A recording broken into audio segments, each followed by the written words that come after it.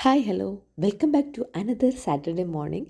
അപ്പോൾ രാവിലെ തന്നെ ഇന്ന് അമ്മയ്ക്ക് ഡയാലിസിസ് ഡേ ആയിരുന്നു. അപ്പോൾ രാവിലെ തന്നെ ചായക്കുള്ളതൊക്കെ റെഡിയാക്കി അതിനുശേഷം ഇന്ന് ബ്രേക്ക്ഫാസ്റ്റിന് പുട്ടാക്കാമെന്ന് വെച്ചിട്ട് പുട്ടിൻ്റെ പയർ വെച്ചു. ഇന്നലെ നമുക്ക് നല്ല ഫ്രഷ് ആയാലും മീൻ കിട്ടിയിട്ടുണ്ടായിരുന്നു, അപ്പോൾ അതാണ് പുറത്തെടുത്തത്.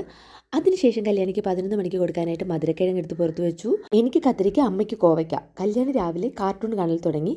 എനിക്ക് ബ്രേക്ക്ഫാസ്റ്റിന് ഒരു സ്മൂത്തിയാണ്, അപ്പോൾ അതിന് വേണ്ടിയിട്ടുള്ള ഓട്സൊക്കെ എടുത്ത് സോക്ക് ചെയ്യാനായിട്ട് വെച്ചു.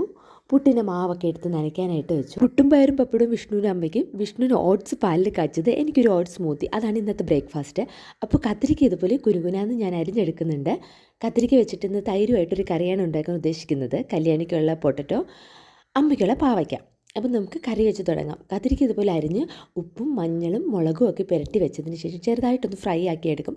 എന്നിട്ട് കുറച്ചധികം ഉള്ളിയൊക്കെ എടുത്ത് കടുക് വറുത്ത് അതിലേക്ക് നല്ല കട്ട തൈര് ഒഴിച്ച ശേഷം ഈ ഒരു കത്തിരിക്ക കൂടെ അതിലിട്ട് മിക്സ് ചെയ്തെടുക്കും. കത്തിരിക്ക ജസ്റ്റ് റൗണ്ട് ചെയ്താൽ മാത്രം മതിയായിരുന്നു. ഞാൻ ഓർക്കാതെ അത് കുനുകുനാന്ന് അരിഞ്ഞതായിരുന്നു കേട്ടോ. അപ്പോഴേക്കും പപ്പടം പൊരിച്ചു, പയർ വേവിച്ചു, കല്യാണിക്ക് വേണ്ടിയിട്ടുള്ള പൊട്ടറ്റോ എടുത്ത് കുക്കറിൽ അതൊന്ന് വേവാൻ വെച്ചു. ഇത് സ്വീറ്റ് പൊട്ടറ്റോ അല്ല കേട്ടോ, സാധാ പൊട്ടറ്റോ, ഉച്ചയ്ക്ക് വേണ്ടിയിട്ടാണ്. അപ്പോൾ നമ്മൾ ആവി വറക്കുന്ന പുട്ട് ഇവിടെ റെഡി ആയിട്ടുണ്ട്. ഇനി നമുക്ക് അയലക്കറി വെക്കുന്നതിന് വേണ്ടിയിട്ടുള്ള തേങ്ങയും പൊടികളൊക്കെ ഒന്ന് വറുത്തെടുക്കാം. അതിനുശേഷം കറി വെക്കാം. പിന്നെ കല്യാണിയുടെ ഓട്സ് റെഡിയാക്കി, അവളെ റെഡിയാക്കി. പിന്നെ ഞാനും ഓഫീസിൽ പോകാനായിട്ട് റെഡിയായി.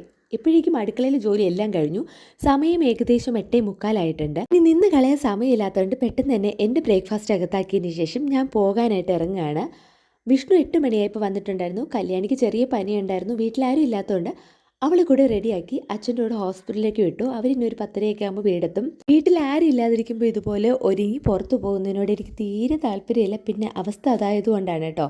ഇല്ലെന്നുണ്ടെങ്കിൽ ആരെങ്കിലും ഉണ്ടെങ്കിൽ നമ്മൾ ടാറ്റ ബൈ ബൈ പറഞ്ഞ് വീട്ടിൽ നിന്ന് ഇറങ്ങിയാൽ മതിയല്ലോ. ഇതെല്ലാം ക്ലോസ് ചെയ്ത് വീടൊക്കെ പൂട്ടി പോകുക എന്ന് പറയുന്നത് ഇച്ചിരി പണിയാണ്. അപ്പോൾ അത്രയേ ഉള്ളൂ ഇന്നത്തെ വിശേഷം. അടുത്ത വീഡിയോയിൽ വീണ്ടും കാണാം.